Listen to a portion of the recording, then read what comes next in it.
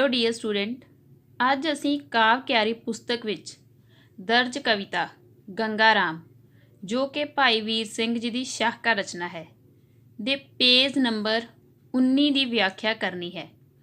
ਪਰ ਸਭ ਤੋਂ ਪਹਿਲਾਂ ਮੈਂ ਤੁਹਾਨੂੰ ਇਸ ਕਵਿਤਾ ਦੇ ਸਾਰ ਸੰਬੰਧੀ ਜਾਣਕਾਰੀ ਦੇਵਾਂਗੀ।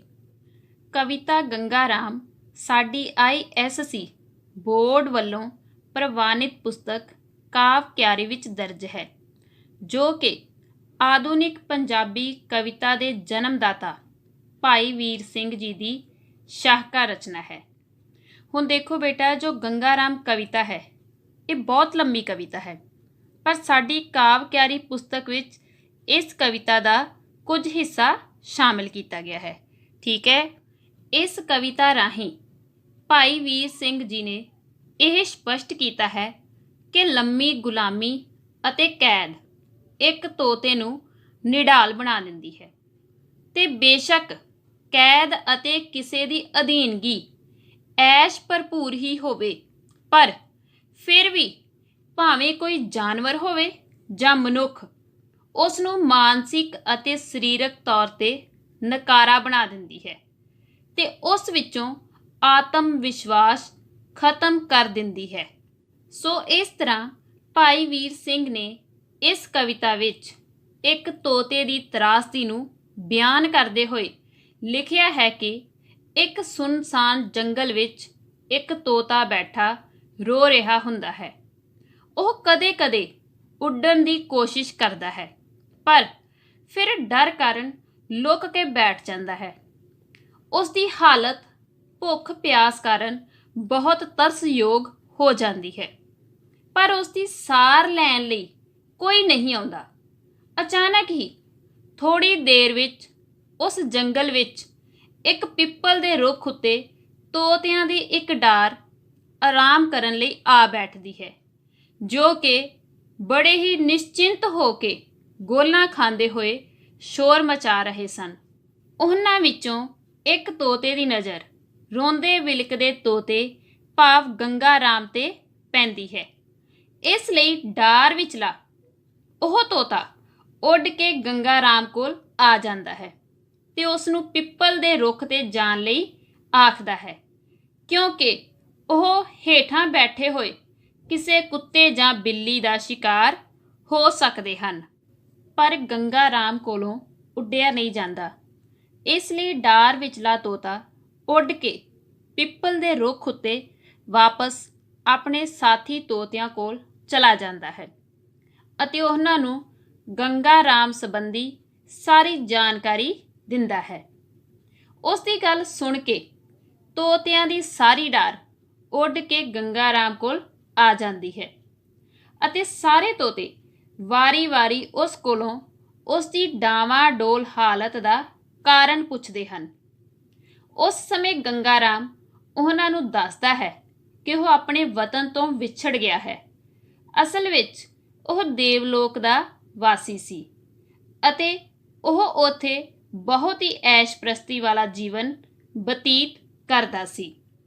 ਇਹ ਸੁਣ ਕੇ ਡਾਰ ਵਿਚਲਾ ਇੱਕ ਤੋਤਾ ਉਸ ਦੀ ਗੱਲ ਨੂੰ ਵਿੱਚੋਂ ਟੋਕਦਾ ਹੈ ਅਤੇ ਸਾਰੇ ਤੋਤਿਆਂ ਨੂੰ ਪਿੱਪਲ ਦੇ ਰੁੱਖ ਉੱਤੇ ਜਾਣ ਲਈ ਆਖਦਾ ਹੈ।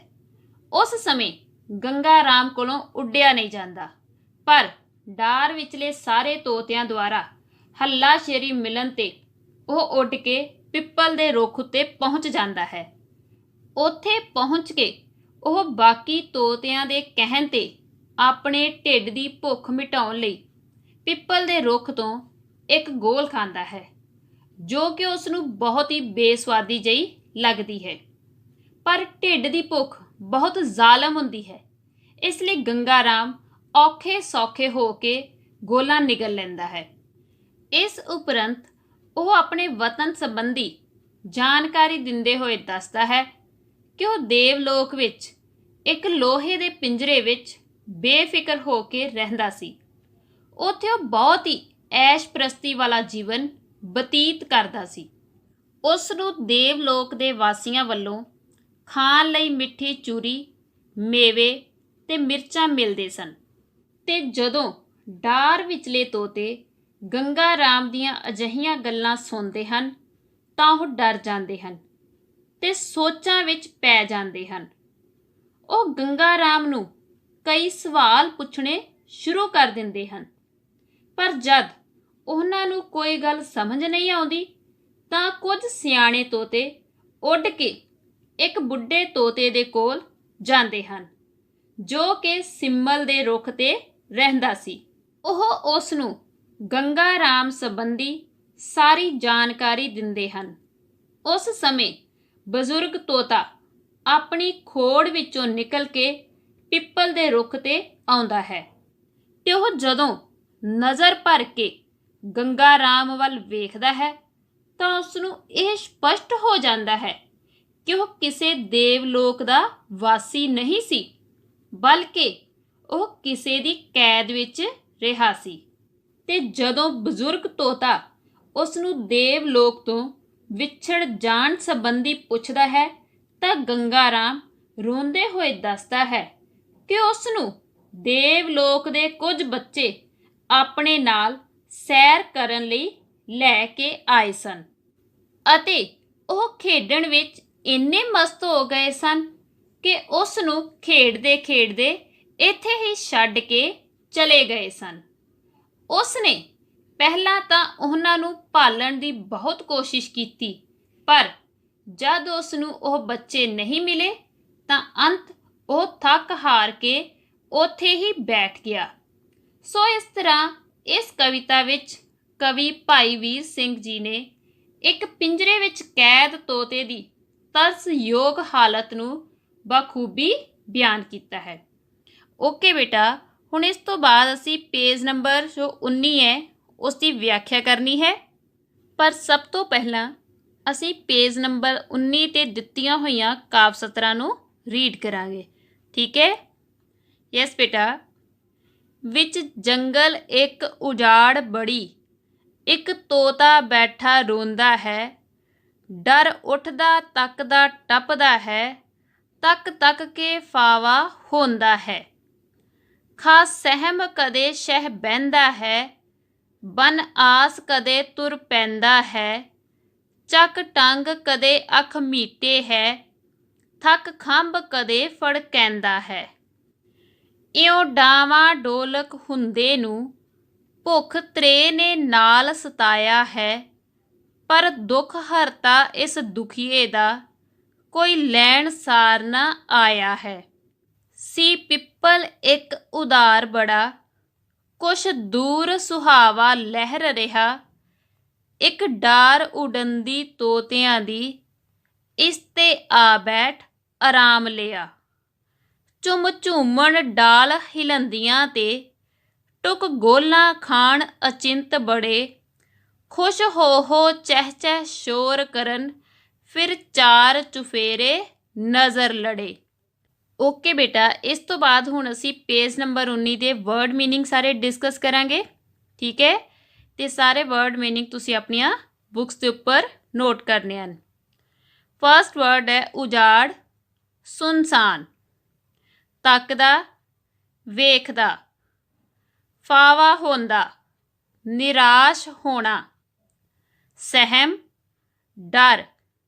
ਨੈਕਸਟ ਵਰਡ ਹੈ ਸ਼ਹਿ ਬਹਿੰਦਾ, ਚੁੱਪ ਕਰਕੇ ਬੈਠਣਾ, ਫੜਕੈਂਦਾ, ਹਿਲਾਉਂਦਾ, ਡਾਵਾਂ ਡੋਲਕ, ਡਾਵਾਂ ਡੋਲ ਹੋਣਾ, ਡਗਮਗਾਉਣਾ, ਦੁੱਖ ਹਰਤਾ, ਦੁੱਖ ਦੂਰ ਕਰਨ ਵਾਲਾ।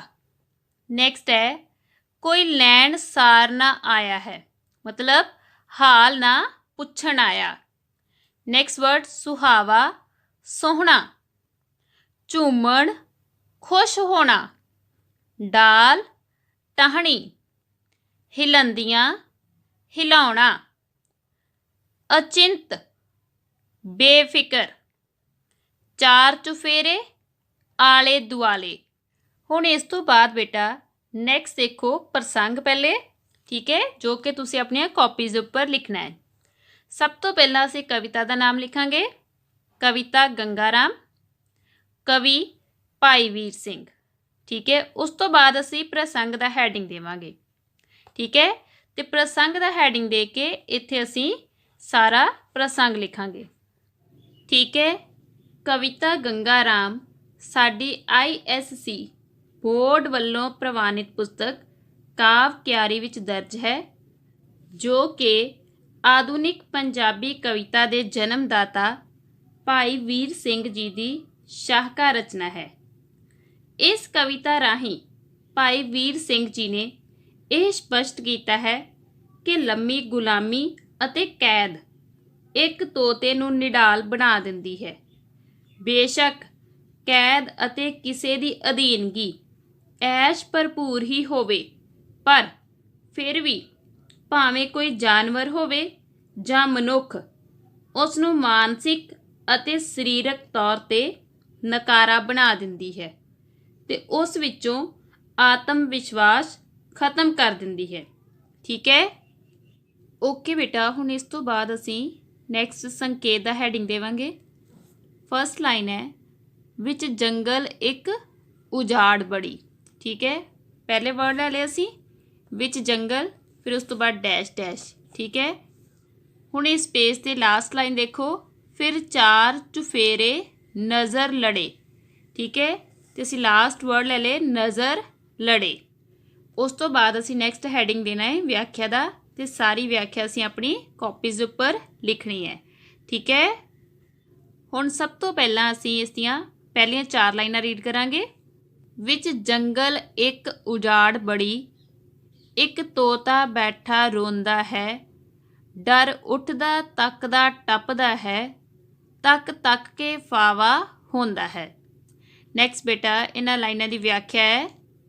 ਇਹਨਾਂ ਕਾਵ ਸਤਰਾਂ ਵਿੱਚ ਕਵੀ ਭਾਈ ਵੀਰ ਸਿੰਘ ਜੀ ਨੇ ਇੱਕ ਤੋਤੇ ਦੀ ਤਰਸਯੋਗ ਹਾਲਤ ਨੂੰ ਬਿਆਨ ਕਰਦੇ ਹੋਏ ਲਿਖਿਆ ਹੈ ਕਿ ਇੱਕ ਸੁੰਨਸਾਨ ਜੰਗਲ ਵਿੱਚ ਇੱਕ ਤੋਤਾ ਬੈਠਾ ਰੋ ਰਿਹਾ ਸੀ।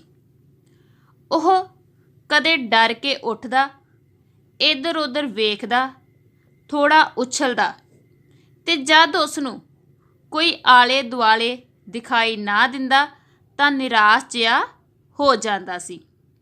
ਠੀਕ ਹੈ। ਨੈਕਸਟ ਲਾਈਨਾਂ ਦੇਖੋ ਬੇਟਾ। ਖਾਸ ਸਹਿਮ ਕਦੇ ਸ਼ਹਿ ਬਹਿੰਦਾ ਹੈ, ਬਨ ਆਸ ਕਦੇ ਤੁਰ ਪੈਂਦਾ ਹੈ, ਚੱਕ ਟੰਗ ਕਦੇ ਅੱਖ ਮੀਟੇ ਹੈ, ਥੱਕ ਖੰਭ ਕਦੇ ਫੜ ਕਹਿੰਦਾ ਹੈ। ਹੁਣ ਨੈਕਸਟ ਇਹਨਾਂ 4 ਲਾਈਨਾਂ ਦੀ ਵਿਆਖਿਆ ਹੈ। ਇਹਨਾਂ ਸਤਰਾਂ ਵਿੱਚ ਕਵੀ ਨੇ ਸਪਸ਼ਟ ਕੀਤਾ ਹੈ ਕਿ ਕਦੇ ਉਹ ਤੋਤਾ ਡਰ ਕੇ ਚੁੱਪ ਕਰਕੇ ਬੈਠ ਜਾਂਦਾ ਸੀ ਅਤੇ ਕਦੇ ਕਿਸੇ ਨੂੰ ਲੱਭਣ ਦੀ ਆਸ ਵਿੱਚ ਤੁਰ ਪੈਂਦਾ ਸੀ, ਤੇ ਇਸ ਤਰ੍ਹਾਂ ਕਦੇ ਆਪਣੀ ਇੱਕ ਲੱਤ ਚੁੱਕ ਕੇ ਅੱਖਾਂ ਮੀਟਦਾ ਤੇ ਕਦੇ ਆਪਣੀ ਥਕਾਵਟ ਨੂੰ ਦੂਰ ਕਰਨ ਲਈ ਆਪਣੇ ਖੰਭ ਹਿਲਾਉਂਦਾ ਸੀ। ਹੁਣ ਨੈਕਸਟ ਲਾਈਨਾਂ ਦੇਖੋ ਬੇਟਾ। ਇਉਂ ਡਾਵਾਂ ਡੋਲਕ ਹੁੰਦੇ ਨੂੰ ਭੁੱਖ ਤ੍ਰੇ ਨੇ ਨਾਲ ਸਤਾਇਆ ਹੈ, ਪਰ ਦੁੱਖ ਹਰਤਾ ਇਸ ਦੁਖੀਏ ਦਾ ਕੋਈ ਲੈਣ ਸਾਰ ਨਾ ਆਇਆ ਹੈ। ਨੈਕਸਟ ਬੇਟਾ, ਇਹਨਾਂ ਦੀ ਵਿਆਖਿਆ ਹੈ।